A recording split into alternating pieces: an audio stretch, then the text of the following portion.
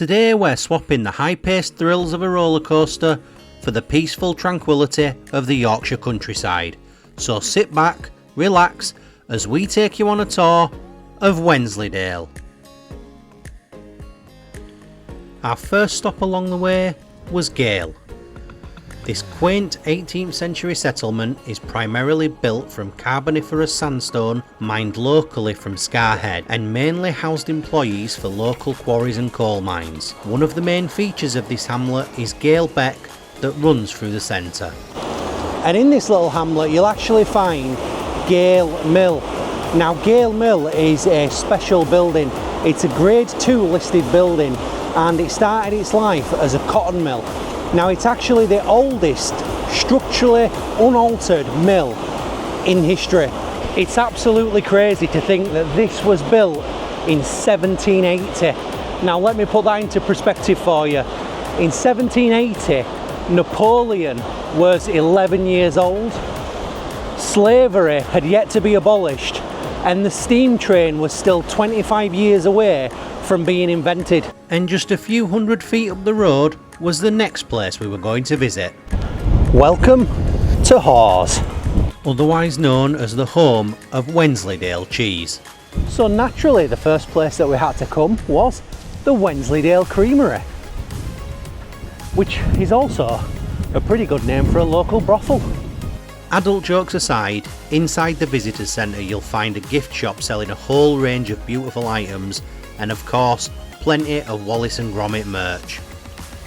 You'll also find a huge selection of artisanal cheeses handcrafted by skilled master cheesemakers, as well as a variety of other delicious items such as local chutneys, jams and rum. There really is plenty to make any foodie excited. And how can you not come to the Wensleydale Creamery without coming to Calvert's? Calvert's is the on-site restaurant at the Creamery, serving some delicious homemade food. And you've guessed it, every single dish contains Wensleydale cheese. We opted for the Wensleydale rarebit, the deep fried Wensleydale with tomato chutney, and finished it off with a huge slice of Wensleydale ginger cheesecake. You can never have too much cheese, right? The food at Calvert's was absolutely divine and I highly recommend coming and trying it out if you're up here, but maybe avoid it if you're lactose intolerant. Now, just a few hundred feet up the road from the hamlet of Gayle is the next town that we're going to be visiting, and that is this lovely town. Needless to say, it's a little bit windy up here. We won't be taking that footpath to our destination. After finding an alternative route, we then headed for a short walk around the remainder of Hawes. As you walk around this pleasant market town, you'll find lots of inns, pubs and tea rooms, as well as the picturesque Gayle Beck that carves a beautiful scar through the centre of the town. That's pretty special. And at the top end of town you'll actually find the Dales Countryside Museum, which is a fantastic little museum all about country living, and one of the most unique features is this steam locomotive which has been turned into a bit of a visitors centre and cafe. It's lovely to see. It's part of an old station which used to be on the Wensleydale Railway. The building started life as a railway station in the 1870s and was used to transport not only passengers but stone and wood. The railway line ceased operation to all passengers in the 1950s, but despite it being nearly 70 years since the rail line here closed, if you take a look on Google Maps you can still see the lasting impression of the railway all the way down to Leyburn. We then drove just a few minutes up the road to one of the Dale's most impressive natural features. Hardraw Force is actually on privately owned land. It's not publicly accessible. However, the owners of the land do allow you to come up here for a £4 per person charge, and access is through the Green Dragon Inn just on the main road.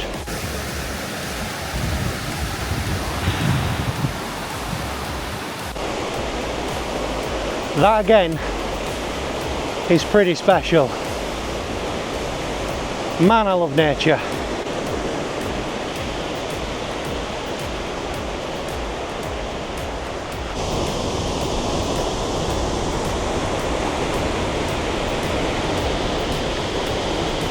And this bad boy is Hardraw Force.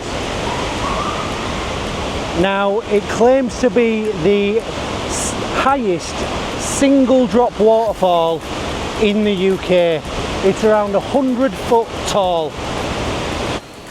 It's also quite famous for two reasons.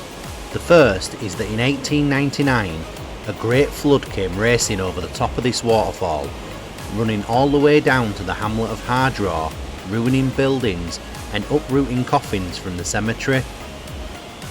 And the second and more well-known claim to fame is that this waterfall was used in the 1991 film Robin Hood, Prince of Thieves, starring Kevin Costner.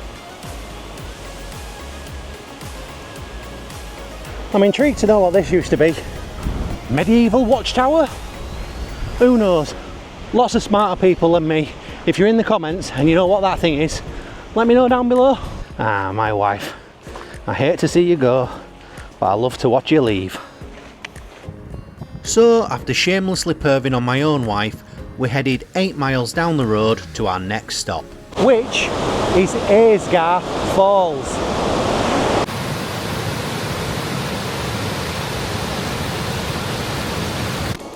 This fast-flowing waterfall is actually one of 3 multi-step waterfalls that drop the river around 200 foot over the course of 1.5 miles of river.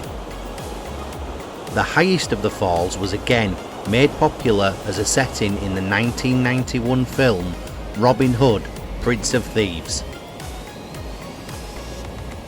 I don't know how well the camera picks it up, but there's some stunning heather fields all up the side of the hillside. That'd be a lovely place to have a picnic.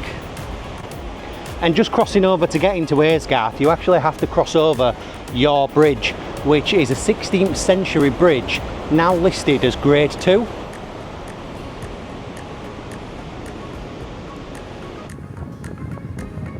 And then for the final stop of our little tour of Wensleydale today, we are at Castle Bolton. Castle Bolton is a Grade 1 listed building and designated Special Ancient Monument. Built in the late 1300s, this magnificent castle has a rich history, from being torched by Henry VIII to acting as a prison for Mary, Queen of Scots, for a 6-month period. I kind of feel like I'm in an episode of Game of Thrones. It's got its own little vineyard.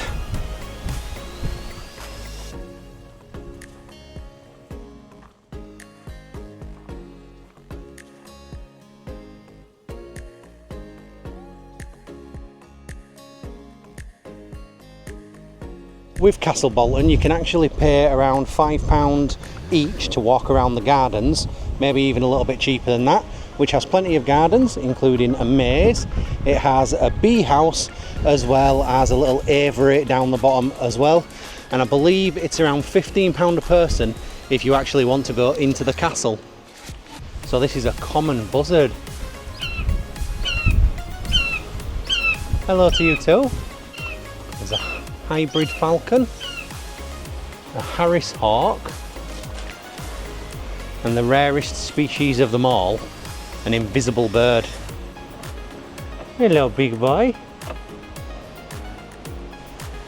You've got the wildflower meadow, which wild kind of is the right name for it, because it just kind of looks like a load of weeds. Maybe that's what I should do to my garden, not bother gardening, and just stick a nice little sign on it that says it's wildflowers. Just one problem with the bee house. There's no bees. Not a very good bee house. Bolton Castle as well is one of the only castles in history that's not actually been passed around like a trophy wife. It's been in the same family since the day it was built. And despite not taking the full tour, we did pop inside for a quick brew, giving you a look at what some of the features are like on the inside.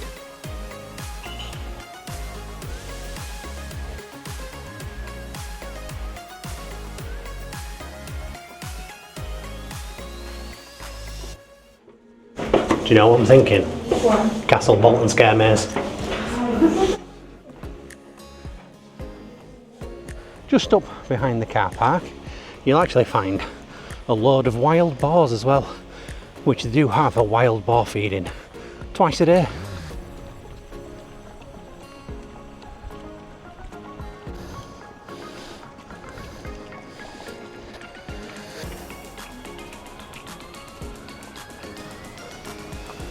So, a couple of rose bushes, a bee house with no bees, a few rather quiet birds, and a maze that you could see over the top of. I'm not even fully sure it's worth £5 each to go around those gardens. Now, I haven't been round the inside of the castle, so I can't tell you what it's like. Going into the tea room, it does look very nice. However, I'm not entirely sure how much of it's been restored for you to be able to walk through, so I'll reserve judgment on that. But the gardens, I would probably avoid. You can see just as much from out here in the car park, which again is £5 to park, so they definitely make the money out of you. But yeah, probably come up here, maybe don't even park in the car park, sit in Castle Bolton, the village just next door, and you get a perfect view of this actual castle just here. So probably not worth coming, spending the money to park, spending the money to go in the bee house without bees, and the garden that's not much to it. But with that being said, Wensleydale as a whole was actually really lovely to come to. Going to Aysgarth Falls, the natural beauty of the waterfalls, just the drive up here is a pretty spectacular drive, and it's just nice to be out in nature again. So definitely get yourself up on a little tour of Wensleydale. I hope you've enjoyed our little tour of it today. If you have, please hit the like button for us, comment down below if you visited anywhere up in this area and what you think of the area, and it would be massively appreciated if you just smash that subscribe button down below. And with that being said, we'll see you on the next one.